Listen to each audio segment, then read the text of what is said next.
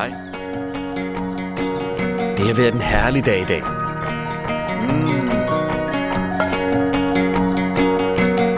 Men at filme dyrene gik sådan lala.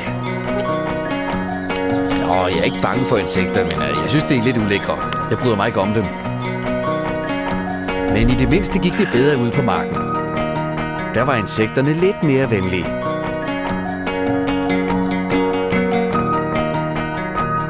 Ja, og lidt frækkere.